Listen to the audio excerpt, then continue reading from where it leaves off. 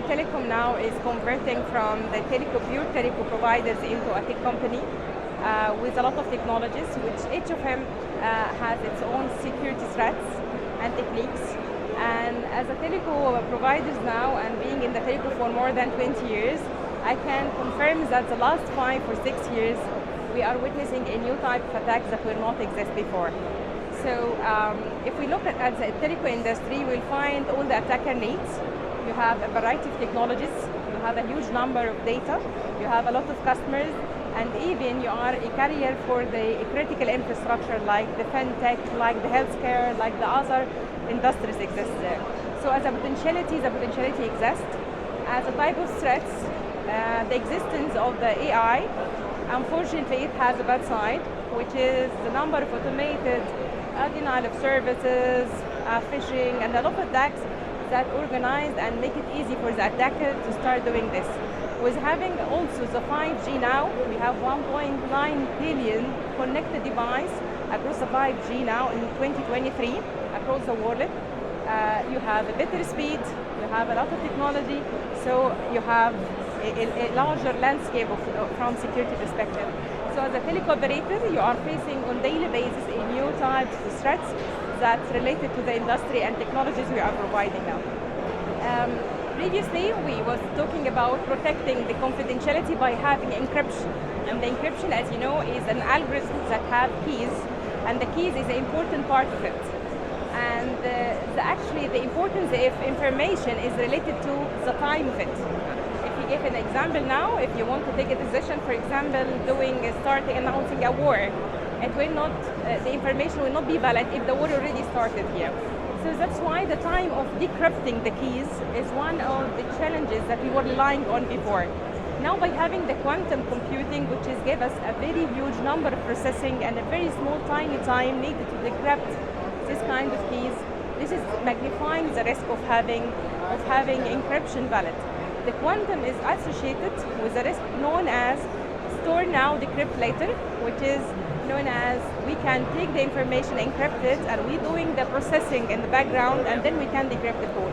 By having the quantum computing, we are minimizing this time, and we are increasing the risk of SDNL.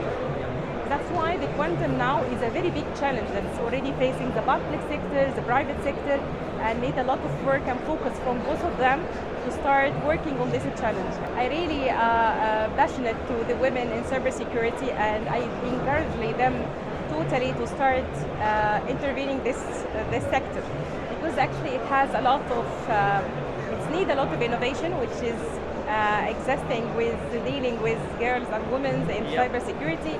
And we actually witnesses in the last years that a lot of women is already interested in this field. And as a telecom operator, we are encouraging them by providing special focus to the women.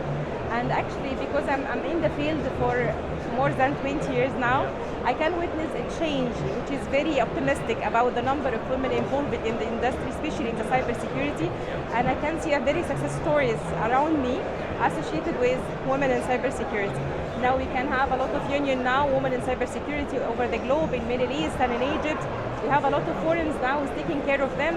I personally witnesses a lot of programs that we are providing mentorship to the women and to the girls, even the girls undergraduates and in the school. So we can see the potentiality, and I totally encourage everyone from the women to start engaging in cybersecurity. Actually, people involvement is very crucial, because actually whatever you get from technology, whatever you get from innovation, it's all totally related on the human being. So I totally encourage everyone to start dig into the cybersecurity, because as you know, always the weak link in the chain is us, is the people itself. We are taking care of this. We have a lot of programs now just to educating and start doing awareness across the citizens and across the children in the schools and universities. And for the cybersecurity expert perspective, we have to be connected. Not only from the technical point of view, but actually politically, financially, we have to be focused around us, because all of them are linked with cybersecurity. So if you are expert in cybersecurity and you are giving yourself 1 month without getting more certificates, learning new things, you know that you are going to fail in this. Yeah, so you have to be updated.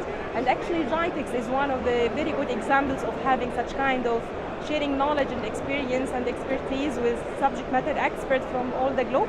And it actually gives a very good edge, and I can witness a lot of conferences now exist worldwide, especially in the Middle East region, taking care of the cybersecurity and the technology aspects